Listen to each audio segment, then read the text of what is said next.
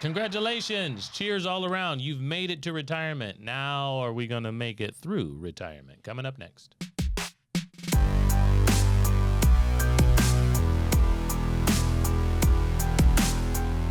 Welcome back to the Cash Compound podcast. I'm your host, Jay Du. And I'm Jonah. We're talking about retirement. It's a word we don't use tons and tons and tons in an environment with increasing cash flow here, because that's what we're cracking the code for, but it is a common term in the world we live in. The Western world, with the bureaucracy of big business and stop working at a predetermined destination or time, Jonah, we have to bring that word to the table to pull people out of the mindset. The mindset's kind of messed up. Yeah, I think that maybe it made a lot of sense when most companies were offering pensions and whatnot, and then we just kept the retirement aspect and like the retirement age, even though we're in a new day and age where you can't really go get a pension from very many companies these days. And retirement means a lot of different things to a lot of different people, and it's not a predetermined age, even though the average American person would probably tell you 60 or 65 still today, even though their parents and grandparents are older than that and still having to do stuff. I agree, 100%. Well, we talk about, every once in a while, we talk about some members of our family. I don't think Grandpa watches this. I don't think so either. Okay, so we'll talk about him. Here it comes. To him. But he does. Well, we can't send him this one. You're going to also have to do tech support, though, if you send it to him. That's what. To figure out. Right. Yeah, so. Okay, so Grandpa worked in a mine. He worked in a mine in California. He's still kicking it right now, but he hasn't worked there in like 15 years. So he had a pension, has a pension. Yep. That is an annuitized form of money that keeps coming in. We know how that works, and unless you're going to be working in that same mine for a long time, which I have no interest in, we used to go hang out there and like go get to see Family Day. I've been there. Yeah. But number two, unless you're going to be like a fireman, have pensions? Yeah, I'd have to double check. I don't know the organizations or the fields that have pensions there. Pro sports, you can have a pension. That is correct. Okay. You got to be in most of the pro sports that I know, like baseball as well as basketball. 10 seasons, I think. Unionized workers are going to get a pension. Yeah, we're not. So our state is also a non-union state. Yeah. So that's another reason why people around here in the Southeast don't have them really that Police often. Officers and firefighters, it says, more than likely are going to have a pension. Yeah. And active duty military members. And we've got military in our family as well. So people, you end up playing different games when you win different prizes. And if that prize might be a pension, I know a buddy, he's a good buddy of mine, city worker for the city you live in our town, and he works for them, and he tells me every time I see him, I do an event for your city every year in the summer, 4th of July event, and he's counting down the years because at like 55, he'll be able to retire from the city with the pension. With a pension. Yep. And I'm going, yikes, because the reason he brings it up is because he's counting down the years. Right. And I'm like, bro, get a real estate license. So he did. So he's going to sell real estate on the side. Yeah, trying to make some more money. Yeah. You don't have to work so hard. I like it. So, ladies and gents, we are going to talk about that mindset here, and we're going to recap what is coming if you think you're going to be able to retire off a lump sum. Jonah, now let's introduce that money mindset. Most people who have a predetermined date also are in a place where they're trying to accumulate a pile of money. That's not how we teach and preach things. Piles of money are fine, but if they do not keep coming or they do not cash flow for you, the pile is subject to loss. It is. So, you know what I thought would be fun? What I've done is so in the last like 2 days, I've spent a little bit of time researching this retirement aspect. So I did two things. One, I just Googled it to see what was going to come up. And the second thing I did is I went to the IRS's website and I looked at their retirement plan, right? They've got like the retirement plan, the retirement options, here are the retirement accounts, and they're both really, really interesting. I'm going to jump into the IRS one a little bit later, but I wanted to start with the U.S. Department of Labor. The U.S. Department of Labor and what it says about retirement. So you ready? Yeah, we had Labor Day this month. I feel like I'm ready for this. There's 8 things. Okay. Number 1, start saving, keep saving, and stick to it. What do you think about that? So far, I'm okay. Okay. Number 2, know your retirement needs. We're going to jump into that a little bit this episode. Because I don't think people know their retirement needs at all. I don't think so. Plus, we have to have prophecy and predict the future to know well. Number 3, I've got problems with. Let's see if you do. Contribute to your employer's retirement plan. If my employer's retirement plan includes life insurance, then I'm okay with it. Whole life insurance. Yep. All right. Learn about your employer's pension plan. Yeah, if you can get a pension and you like your job, go for it. I think guaranteed money is a great thing. That's why Grandpa talks about it, because he gets one. Yep. So I've got And problems with 3 and 4. stepdad, of course, has military benefits. Sure. So when he retires, he will have government money that keeps coming. Yeah, to be clear, this is the U.S. Department of Labor. I've got problems with 3 and 4. Again, 3, contribute to your employer's retirement plan. 4, learn about your employer's pension plan. Because what if you're a plumber? Oh, And you're well, that's what I'm self-employed, saying. Yeah, like if right? you have that type, if you work for the military, then Sure. yeah, go for the pension. But Yeah. I don't work for the military. So, Right, I'm with it. yeah. Okay, number Yeah. 5, consider basic investment principles. Yeah, you better. Number 6, don't touch your retirement savings. I don't like that. I don't like it either. Number 7, ask your employer. Oh, this one's cut off. Ask your employer to start a plan. Hold on, I got to go and jump into number 7 What does it here. mean? We got to dive deep. Oh, that's it. Ask your employer to start a plan. If your employer doesn't offer a retirement plan, suggest that they start one. I'm totally fine with that if it's life insurance and it's whole life insurance. 8, use an IRA. That one's tricky. Self-directed for the use of investment, I can go with. Number 9, find out about Social Security. I'll let you know now about Social Security. Ain't gonna do it. And number 10, ask questions. Ask US lots Department of Labor. questions. But who are we asking questions to? That's generic. That's what it says. Ask questions. Read us the paragraph. Talk to your employer, your bank, your union, or financial advisor. That's what it says. Okay, you better. Talk do to something. your bank. Interesting. Yeah. Hmm. Yeah. Okay. Anyway, I wanted to jump into that because, and then when I jump into the IRS website also, it's very, very interesting. On today's episode, we want to talk and walk you through something that may be a little bit different. It may be a little bit outside of the box from the traditional advice that you're going to get for retirement, but hopefully we can paint this picture for you and also teach you a few things along the way, which is why we believe so strongly in a different outside-the-box approach to retirement. And so that's what we want to do. We kind of want to walk and talk you for the listeners and the viewers through it.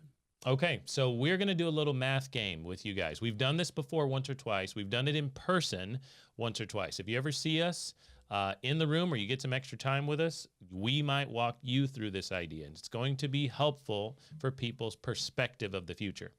Jonah, did you know that if people go to those Russian face apps where they try to steal your identity, and you look at yourself being old, you have a much better perspective on your future just seeing yourself being old. Really? Is Yes. that a thing? Yes, it's I a did not know psychological that. thing. Go Okay. look at yourself old, and you will think about your choices. And then all of a sudden, you make better decisions today. Like you Yeah. may have to look at it 5 minutes a day for 30 days or Sure. something. But yes, you start to think about the future. All right. All right. So here's the money game most people play. And you can play along with this. We're going to talk it out in word form for you, but I think you can follow it.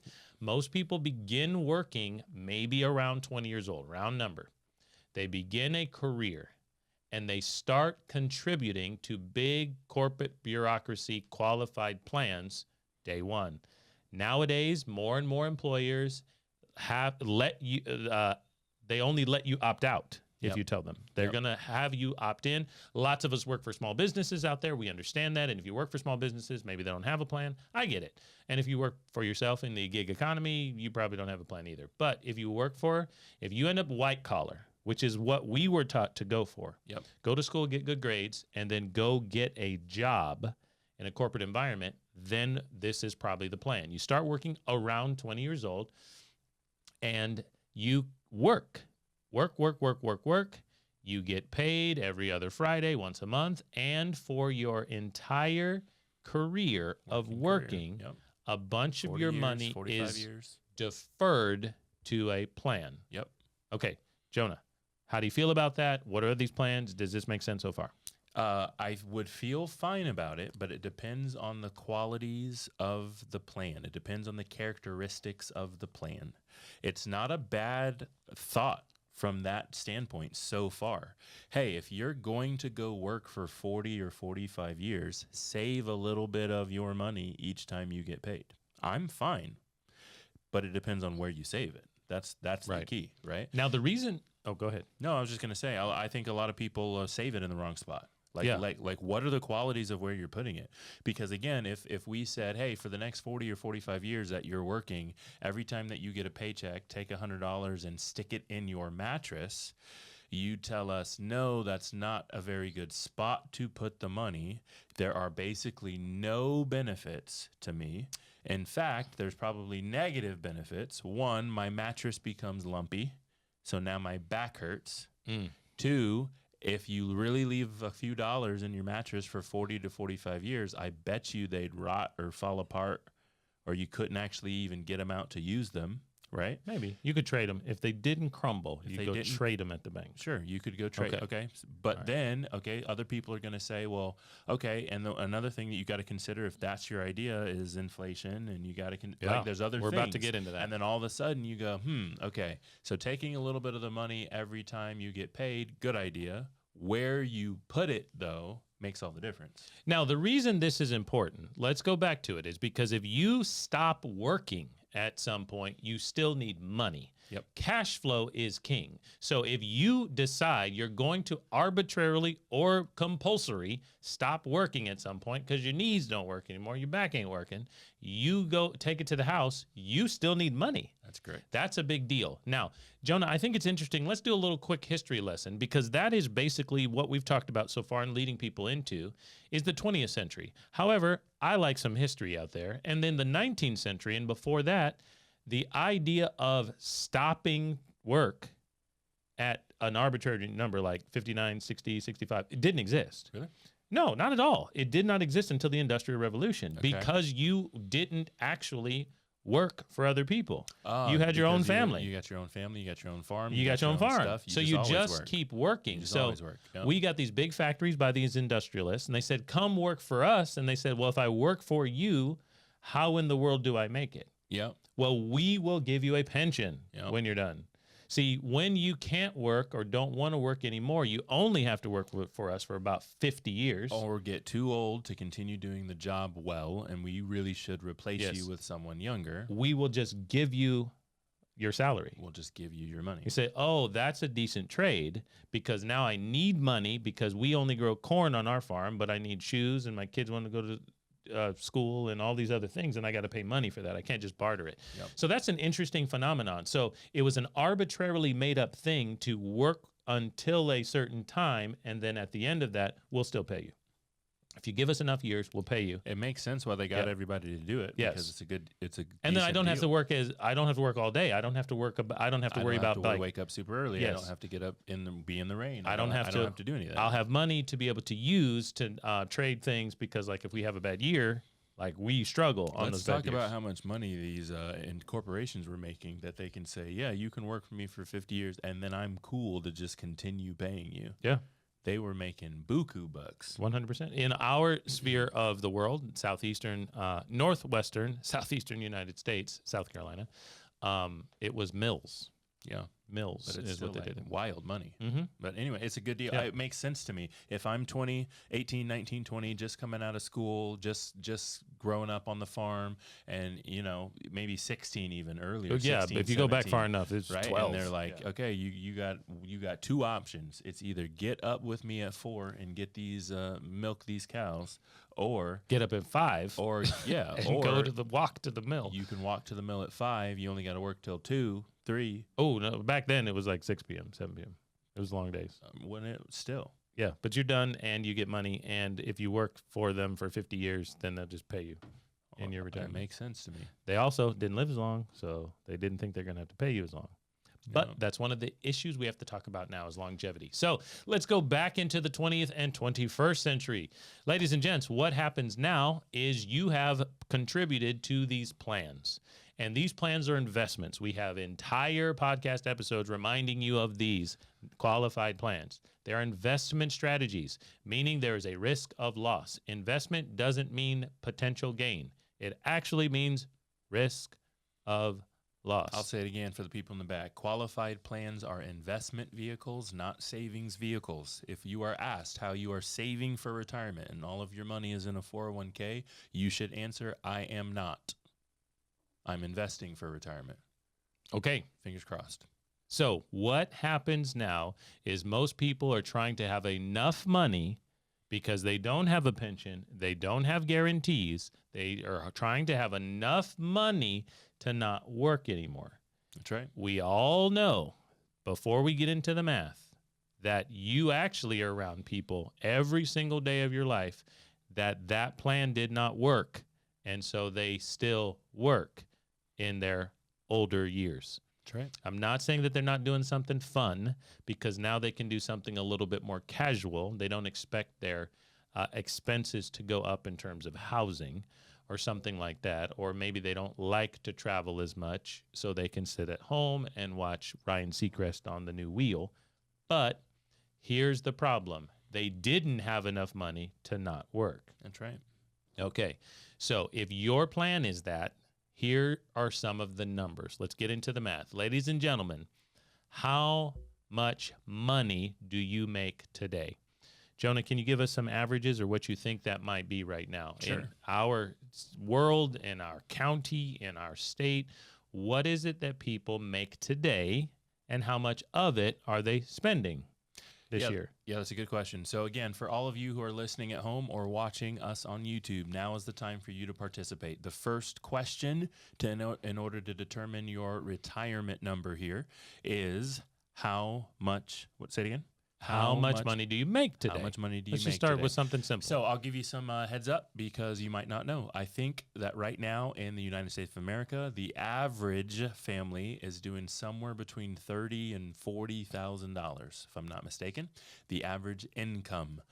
That's average. Now you might be middle class or up. Well, I'm going to see what high ChatGPT class. says about this. Oh, okay. As of the most recent data from 2023, the average household income in the United States is 75 to 80. However, this number varies depending on factors such as geographic location, household size, and educational attainment. Reminder that we are talking probably in a household, there's probably two incomes. People. Oh, I apologize. Did I just say it wrong? Well, I'm just making sure it's clear. 30 to 40 individually, which makes it somewhere between 70 and 80. According to the internet's about 80. Let's do 80. Let's so assume the that average family is making 80. So that's really, really important. What we are asking you to do here as you follow along with us is put down on paper or think to yourself how much you are making. Yep. And now, second question. Okay, the second question would be, at what predetermined time, if you're thinking about retirement being an age, most people have. There are reasons that you get retired or you can't keep working. Of course, ageism is becoming a factor in corporate environments. They can't always kick you out, but they can downsize and reestablish, right-size your job and your workforce. Here's the question. At what age are you going to stop working? Yep. At what age are you no longer going to be able to trade your time or effort to get that 80 grand? So we'll use the most common number these days, which is about 65. I think it's still the most common number. So what you need to do is you need to think about how old you are right now and how many years that is until you are 65, right? So for me, I am low 30s, 32 years old. So in order to get to 65, I need 33 more years, right? Okay. Which is actually wild to think about. That I need more time than I've been alive to get to 65, but all good. Okay. So I was thinking a different order here. So far we've got how much money do you make? Yep. Okay. How many years until you're 65? Yep. Okay. The next question would be, that's easy. I'm 40 years old. It's 25 years for me. Okay. The next question is if you make it to 65 and you stop working for money, how long do you need money until you don't anymore? That's basically, when do you die? So your life expectancy. Life expectancy. Or to say a little nicer, how long are you going to be retired for? Yes. Right. Okay, you guys get where we're going with this. Right. So now, according to ChatGPT for a married person who reaches age. Most of the people we work with are married. Yeah. Most of the people we work with have families. Most of the people are thinking about the future, legacy, and they're thinking about financial security and things like that. So that's who we're talking to. For a married person who reaches the age of 65 in the U.S., the average life expectancy would generally be, for men, between 83 and 85. Cool. 20 years. And women, 85 to 87. Cool. 20 years. Let's Use say 85 both times. It's 20 years, right? 20 years. So how much money does it take to live today, Jonah? Yep. 80,000 for our proverbial all-American man, Sure. as Nelson Nash would say Or if in you'd his like book. it, use your own number, but 80,000 is what the average is here. And you are going to need, not factoring in inflation Or taxes. or taxes or prices, But you need that 80,000 for 80,000 for 20 years. 20 years. So I'm going to But do you're the not math going to here. work. I'm going to do the math here. 80,000 for 20 years is going to mean that at 65 years old, you're going to need 1.6 million. $1,600,000. Have to have it, or else you are not going to make it. Again, we have not factored in inflation. We have not factored in taxes. There's all sorts of other things we haven't factored in, but just off the base principle of what it costs today to survive, average, right? And then Jonah, that means that the average all-American man or woman out there is making about 80 in our scenario, but they're spending all of it too. They're not saving Right. anything extra because that's what it's going to cost them each year in retirement. Right. That means that you can't be making 80 and spending 90 on your credit cards. Nope. Because you won't have it.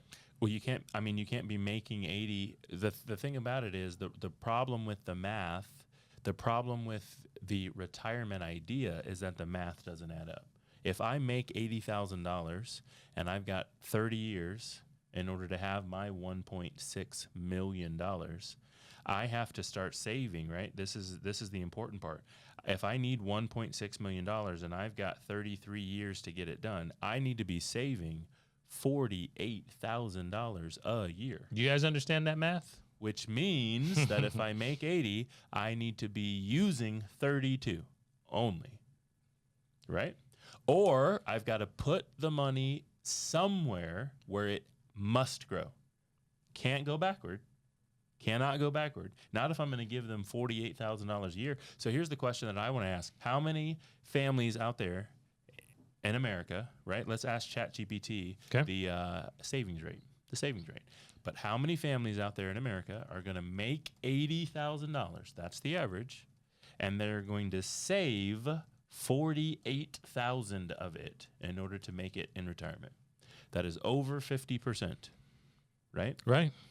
100%. How many families out there have a savings rate of over 50%? Let's ask ChatGPT what the current savings rate in America is. Okay, according to this, which is going to bring back some moneygeek.com FinMasters results, the average savings rate in U.S. is around 3% of disposable income, 2024.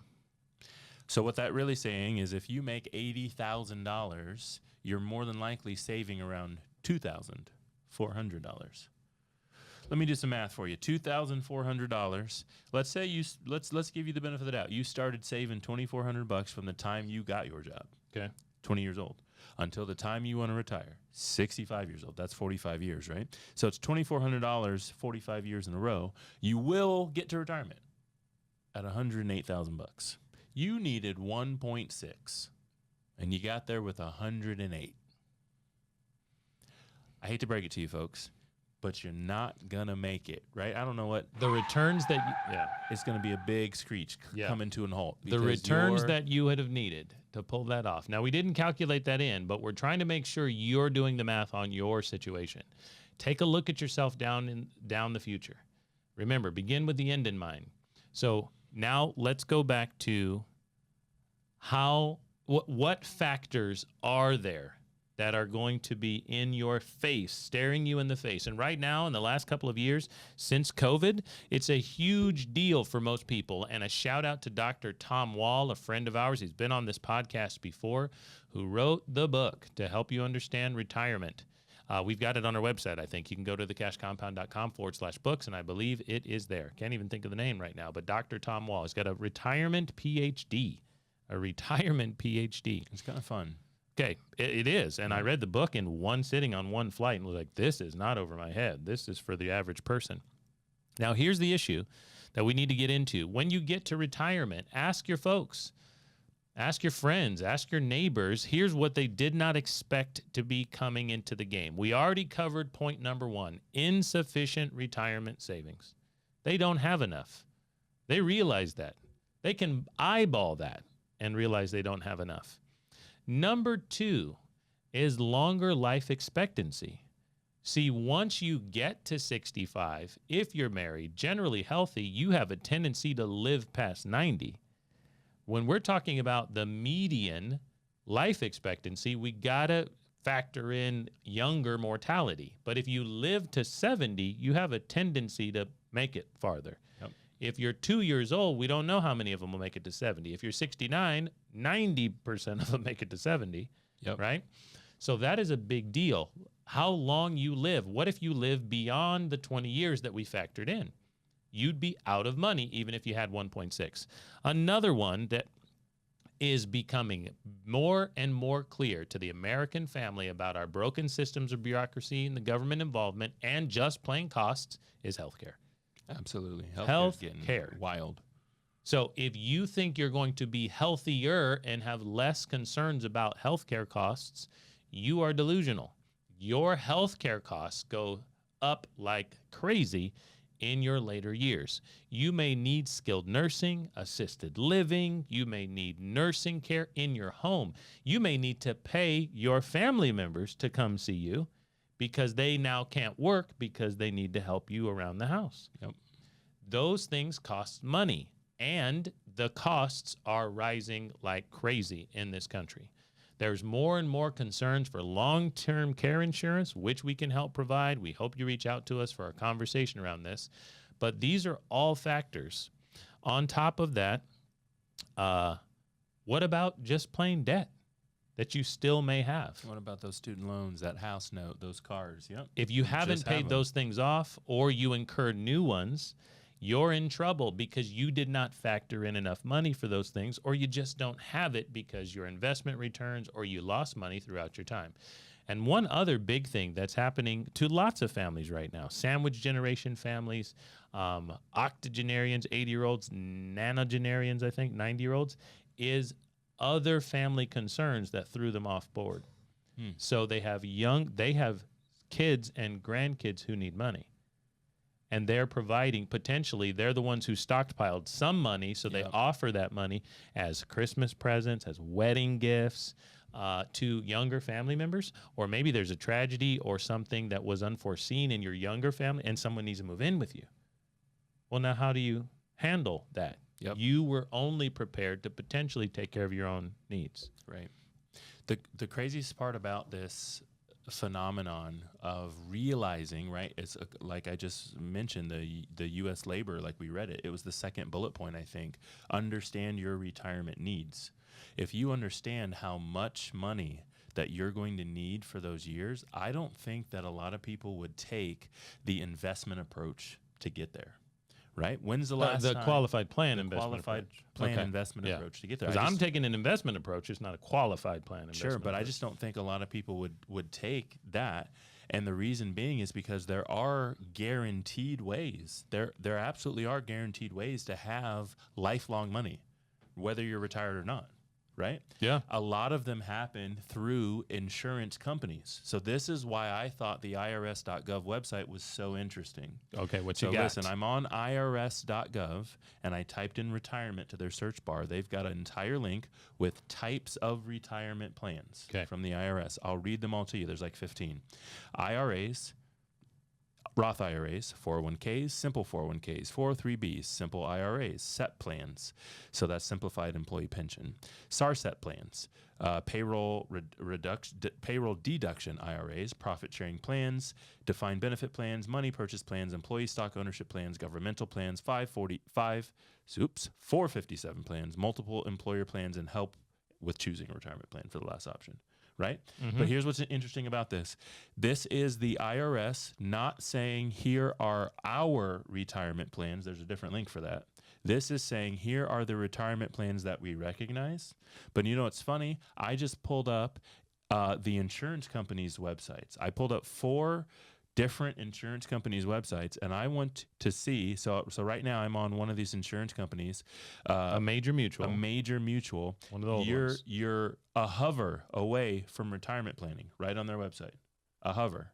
So this is like the main.com. Main.com, another major mutual. You don't even have to click anything or hover. It says retirement on their top banner. Okay. This is another big time life insurance So company. This is our third. 3 of the 4 major mutuals. Three of the 4 major mutuals. You got to hover. You do have to hover on this one. You hover, they got retirement option right there. And one of the companies that we love the most is also a hover. Once you hover, it talks about retirement. And for the longest time, when I thought about retirement, insurance didn't come to my mind. That's not how you, Nope. That's not what I know, right? But as you literally just search the insurance companies, it's like one of their most prominent things that they offer: retirement help, retirement savings, guaranteed retirement plans. You can do a lot of those things with insurance vehicles like whole life insurance or annuities. And it's so interesting to me because why push all these people, like we talk about so much, the Joneses, the keeping up with whoever you're trying to keep up with, HR at work, parents, push you toward all these plans that are like, yeah, well, they're listed on irs.gov, sure, but they're not pushing you toward insurance companies. On top of that, here's what I wanted to see. I just reached over you to click on some of these things that you were hovering over, and several of the things that major mutual insurance companies, 175 years old over here, put in their drop downs or their hover or their pop-ups are not the same things that the IRS said. Nope. They're not the same things, because I'm seeing things like trusts. I'm seeing mutual funds. And what about on this one? Retirement? Annuities? Did we say that? Yep. Annuities? Was there annuities on the IRS site? No, at all. So the crazy, isn't that just funny? Like when I think about retirement, when I do my own retirement number and I say, okay, if I make $100,000, $200,000, and I'm going to need that, or I'm going to want at least that much because inflation is going up and taxes are crazy, and I absolutely want to go on the cruise ship with the Royal friends. Caribbean, all 9 months, right? The whole world. Well, I'm saying like the average age on a Carnival cruise is like 70 years old. Like that's who's going and with what money, right? And when I think about, well, how can I make sure, how can I guarantee that there's money there? I'm going, it's not one of those things that I'm traditionally taught. It's not. It's out there. It's not hidden. We are clicking on the major mutual life insurance companies' websites, and it's right in the top bar. It's not hidden, but that's not what they teach you. And so if you don't know, right, it wasn't until last year, 2 years ago, that I learned about annuities. I didn't know. And when I was introduced to the annuity, this is the phrase that I was introduced to annuities with. There are only 5 ways to guarantee lifetime income, and all 5 of them are annuities. That's how I was introduced to it. And I went, what? Why would I choose? Why would you have anything else then? That's not guaranteed. You know what I mean? Right. Like it doesn't, sure, you can get I'm not saying you can't get lucky. I'm not saying there are not plans out there, government-sponsored plans, where you can ride the waves appropriately, assign and take away and reassign indexes appropriately. I'm not saying any of that. You can get very good at that if you need to and if you want to, and hopefully it'll work for you. But for me specifically, I want to be very good at other things. And so why not choose guaranteed money, guaranteed income, so I don't have to worry and do this number on my calculator on my phone here and go, I'm not going to have enough. Why not just take guaranteed cash flow? It's a great question, and I think some of our listeners out there have been considering that same thing. They're probably working hard right now. We have a lot of people who listen to us while they're on the road.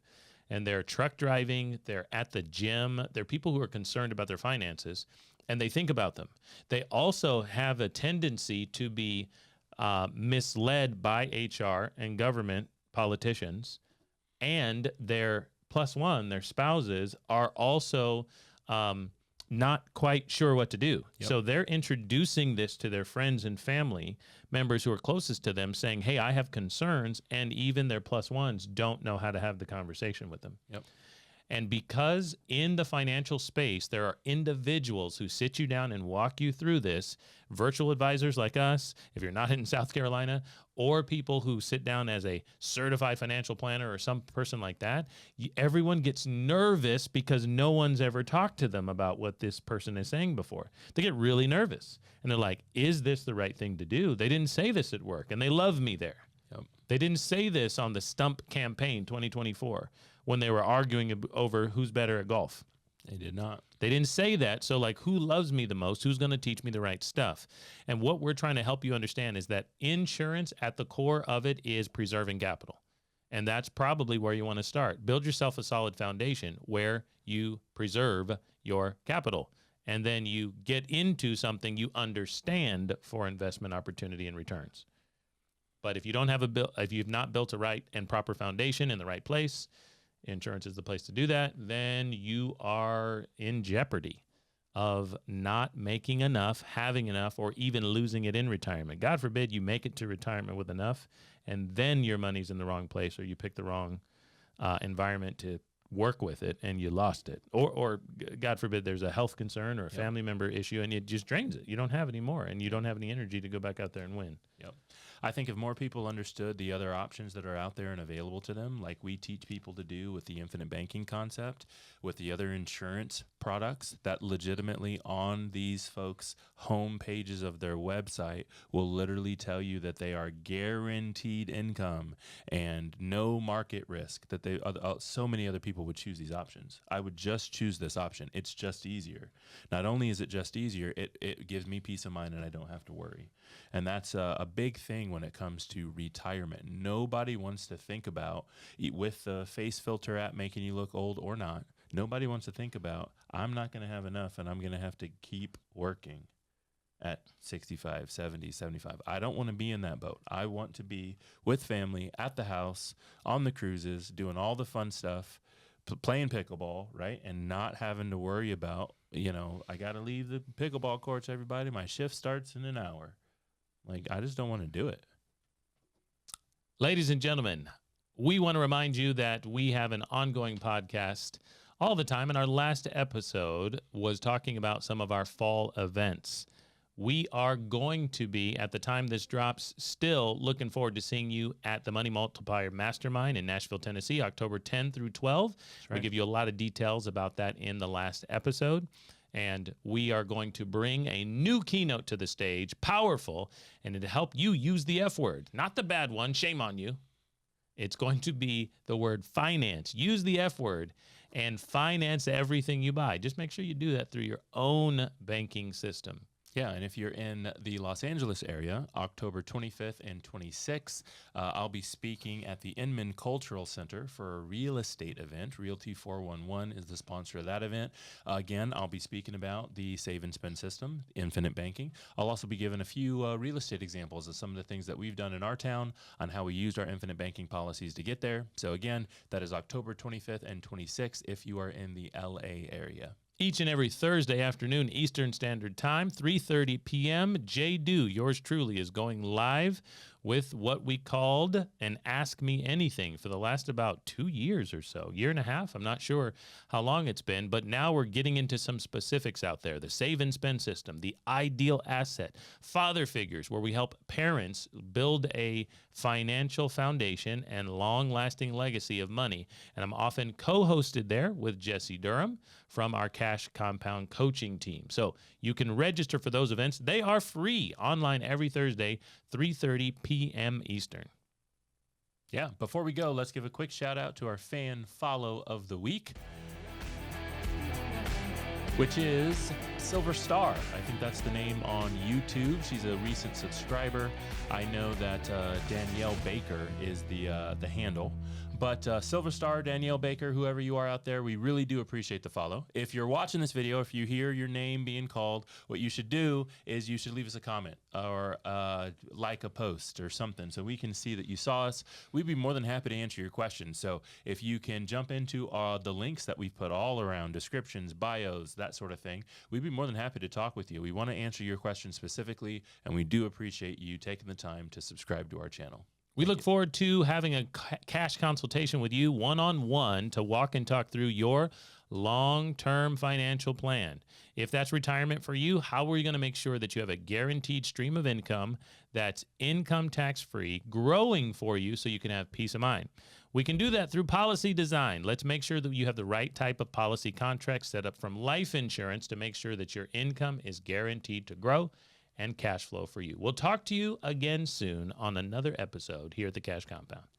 You are now tuned to the banking bros. Said we couldn't make it, drink or settle, this the life we chose. Gave a lot of game, we never got a lot of things. Bow your head and say the prayer, we taught you how to be the bank. If you enjoyed this episode of the Cash Compound podcast, we want to let you know there are a lot more resources. We're not just talking about retirement, but cash flow today, no matter how old you are. Get into a conversation with us at Infinite Bankers. It's a special Facebook page that we curate for people who want to know more about the guarantees and growth in life insurance or the infinite banking concept. We're looking forward to chatting with you on one of those free cash consultations very soon. We've got a great save and spend presentation video we want you to see. Link below for that, or find us online at thecashcompound.com.